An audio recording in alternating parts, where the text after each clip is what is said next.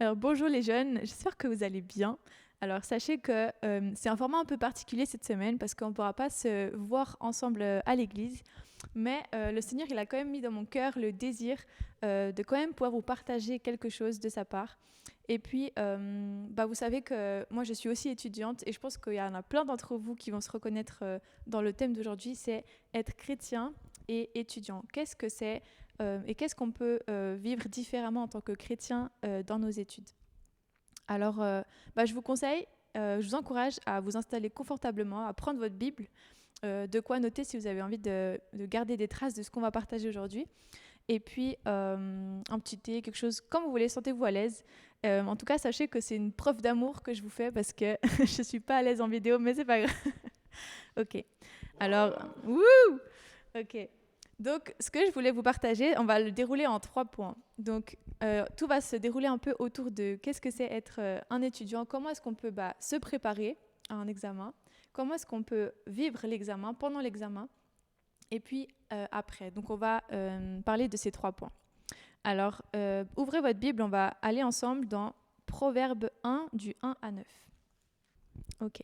Proverbe 1, verset 1 à 9. Il faut s'imaginer quand on lit les proverbes, c'est comme si c'était notre papa ou notre maman qui nous partageait ses conseils avec bienveillance et beaucoup d'amour, mais qui est aussi là pour nous corriger et nous montrer la voie qu'on doit suivre. Donc là, on va commencer donc le tout premier chapitre des proverbes. Proverbes de Salomon, fils de David, roi d'Israël. Ils ont pour but d'enseigner aux hommes la sagesse et de les éduquer pour qu'ils comprennent les paroles prononcées avec intelligence et qu'ils reçoivent une éducation réfléchie en vue d'être justes, de vivre selon le droit et dans la droiture. Ces proverbes donneront aux gens sans expérience le bon sens et aux jeunes de la connaissance et du jugement. Que le sage écoute et il enrichira son savoir, et l'homme avisé acquérera l'art de bien se conduire. Ces proverbes sont destinés à faire comprendre les maximes et les paraboles et à pénétrer les propos des sages et leurs paroles énigmatiques. C'est par la crainte de l'Éternel que commence la connaissance. Mépriser la sagesse et l'éducation, c'est être un insensé. Mon fils ou ma fille, sois attentif à l'éducation que tu reçois de ton père et ne néglige pas l'instruction de ta mère, car elles seront comme une belle couronne sur ta tête et comme des colliers à ton cou. Alors je t'encourage dans tout ce qu'on va lire aujourd'hui et échanger ensemble, que tu puisses vraiment recevoir ça comme des trésors de la parole de Dieu. Ok, alors commençons-nous. Comment est-ce qu'on peut bien se préparer pour un examen? Alors j'étais un peu en train de méditer sur ce thème et j'ai voulu garder plusieurs points qui m'ont semblé hyper pertinents aussi pour nous. Donc le premier, c'est de placer tout entre les mains de Dieu. Parce que très souvent, et moi la première, on a envie de foncer, on fait plein de choses, et en fait on oublie que celui qui doit être le premier dans tout ça, c'est Dieu. Et donc je t'encourage vraiment, la première chose qu'on fait quand on veut préparer ou se préparer aussi soi-même pour ce genre de grands événements qui peuvent être très stressants parfois, de tout remettre entre les mains de Dieu, que tu puisses lui demander cette sagesse et cette connaissance, cette compréhension de tout ce que tu dois apprendre pour vraiment entrer dans cette période de préparation en étant plein d'assurance. Donc première chose, tout remettre entre les mains de Dieu. Ensuite, un deuxième point que je t'encourage vraiment, et je pense que c'est quelque chose de hyper important aussi en tant que jeune, c'est de s'entourer des bonnes personnes. Parce qu'on peut lire dans 1 Corinthiens 15, 33, donc dans le Nouveau Testament, 1 Corinthiens 15, 33 qui dit « Attention, ne vous y trompez pas, les mauvaises compagnies corrompent les bonnes mœurs. » Ça veut dire que toutes les personnes que tu côtoies qui sont d'une mauvaise influence vont influencer aussi tout ce que toi, tu fais dans tes habitudes et ça va corrompre en fait toutes les belles choses que tu avais l'habitude de faire avant. Donc tu peux te poser cette question, avec qui est-ce que je passe le plus de temps, avec qui je passe du temps pour réviser? Est-ce que je révise vraiment? Est-ce que tous ces temps ils sont bénéfiques pour moi? Ou est-ce que c'est plutôt des temps de distraction? Donc vraiment fais attention aussi aux personnes qui sont autour de toi et est-ce qu'elles te poussent vraiment vers le haut ou pas. Ensuite, il y a un troisième point qui à moi me parle énormément, c'est d'apprendre à se reposer.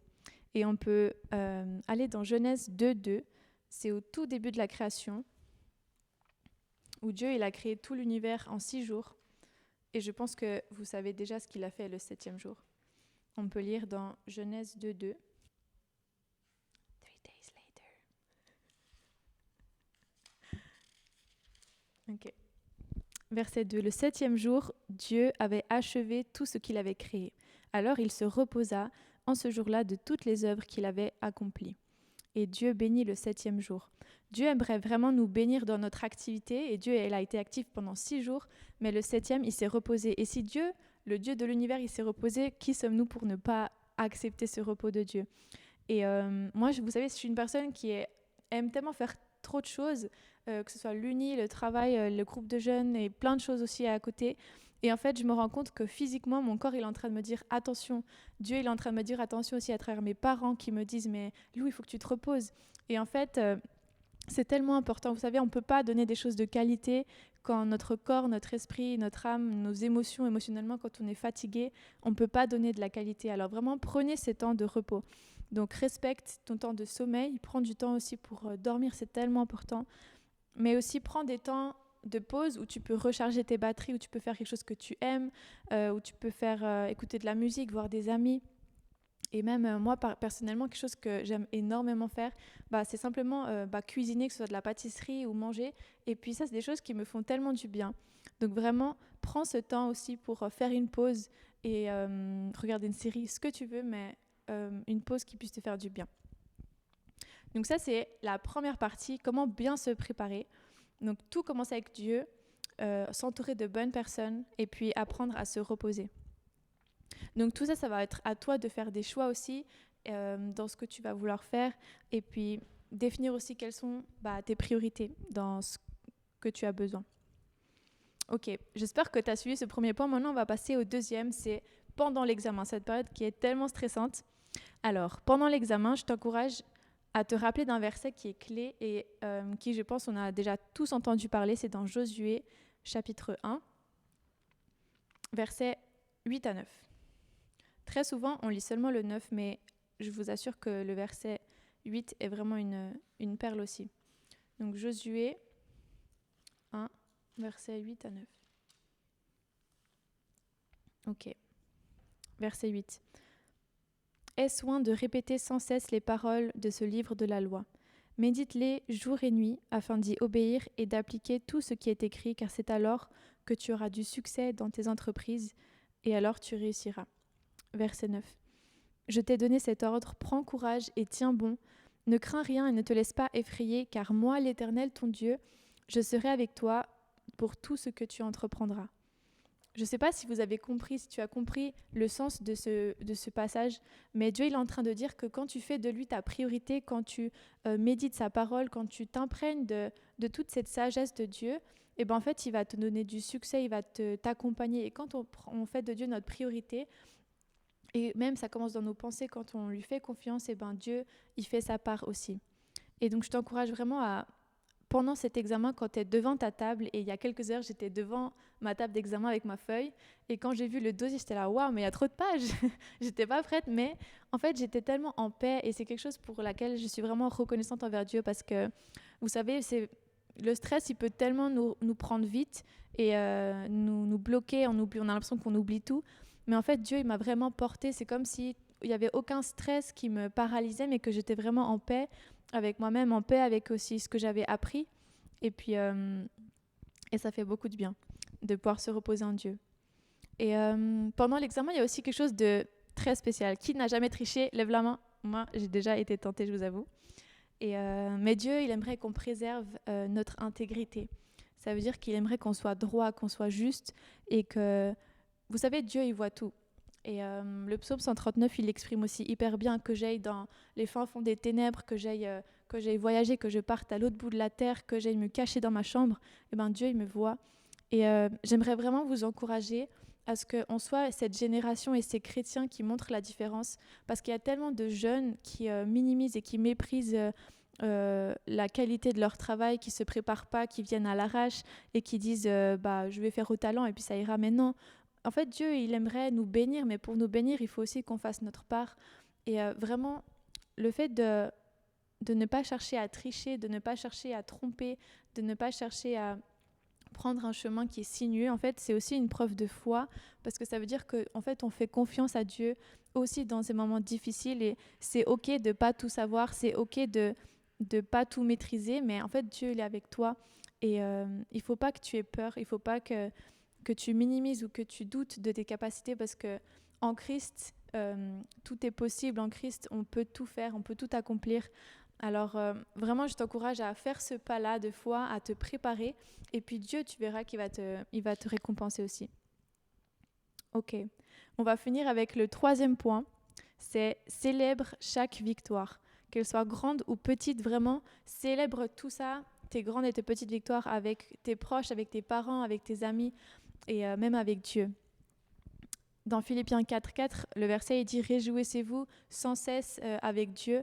Et vraiment que ce soit une victoire qui soit, peu importe en fait, que tu aies réussi ton examen, que tu aies surpassé une peur que tu avais, que tu aies réussi à t'exprimer à l'oral à une présentation devant ta classe, peu importe vraiment, célèbre chaque victoire et ne te dis pas si tu as réussi ou tu as une bonne sensation pour un examen que tu as passé, ne te dis pas oh non, le prochain ça va être horrible, mais vraiment juste réjouis-toi de chaque étape et puis fais confiance à Dieu vraiment et sache que Dieu il aimerait être dans chaque détail de ta vie, dans chaque sphère de ta vie. Il n'est pas seulement quand tu es à l'église, il n'est pas seulement quand tu pries, mais il est aussi là quand tu stresses, il est aussi là quand tu dois préparer des choses importantes. Donc vraiment, fais-lui confiance. C'est vraiment ce que j'aimerais te partager aujourd'hui, qu'on puisse être ces exemples-là. Et puis, tu sais, le titre du titre d'aujourd'hui, de ce que je te partage, c'est être étudiant et chrétien. Et des étudiants, il y en a des milliers, des millions, mais des étudiants chrétiens, il y en a peu. Et j'aimerais vraiment t'encourager à être cette lumière, faire cette différence-là. Là où les autres, ils révisent pas et puis ils trichent, toi, que tu puisses te préparer et puis être cet exemple qui est juste et qui fait les choses de manière droite. Là où il y en a, ils stressent et ils se mettent à pleurer parce qu'ils sont pris d'angoisse, et que toi, tu puisses juste peut-être prier avant de commencer et puis te reposer en Dieu parce que tu sais qu'il est avec toi. Et vous savez, ce matin, j'ai fait un oral. Et c'est vrai que quand on fait un oral en groupe, c'est difficile parce que tout ne dépend pas de nous. Donc on a fait notre présentation et puis j'ai une fille qui a fait l'oral avec moi, qui était très stressée au début. Et moi, j'étais plutôt bien. Je me sentais bien, je m'étais préparée et puis ça allait. Et à la fin de la présentation, elle a été déstabilisée par quelque chose que le prof il a dit. Et elle s'est mise à pleurer parce qu'elle a eu ce contre-coup et puis c'était tellement fort émotionnellement pour elle. Et j'aimerais simplement vous rassurer avec ça que si une fois tu te sens mal ou si tu te sens peut-être débordé, que tu puisses toujours avoir cette personne aussi à côté de toi pour te rassurer et pour t'épauler.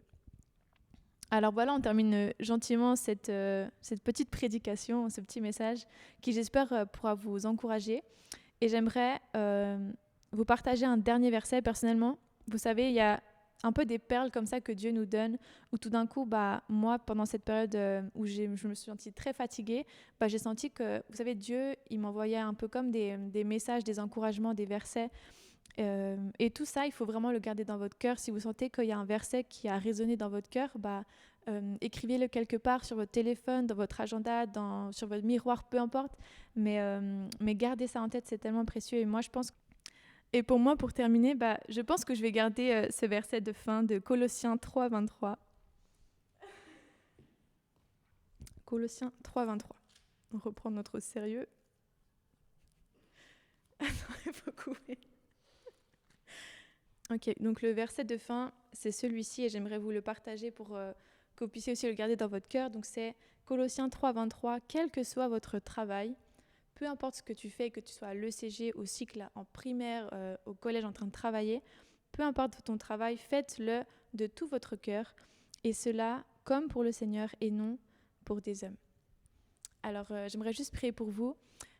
Oui, Seigneur, je te remercie pour chacun de ces jeunes. Seigneur, merci pour leurs études, pour cette opportunité que tu nous donnes de grandir et d'apprendre plus pour avoir un travail plus tard et pour être dans des bonnes conditions. Seigneur, on prie vraiment que tu puisses, je prie que tu puisses les conduire, que tu puisses ouvrir ce chemin et les accompagner dans leur préparation, Seigneur, dans leurs examens, dans tout ce stress et cette pression, Seigneur, que vraiment tu puisses les accompagner et les libérer de ce fardeau, Seigneur, qu'ils portent, Seigneur, que vraiment tu puisses les conduire et qu'ils puissent sentir que tu es avec eux où qu'ils aillent, Seigneur. Merci pour leur vie, je les bénis et je te les remets entre tes mains, Seigneur, en ton nom Jésus.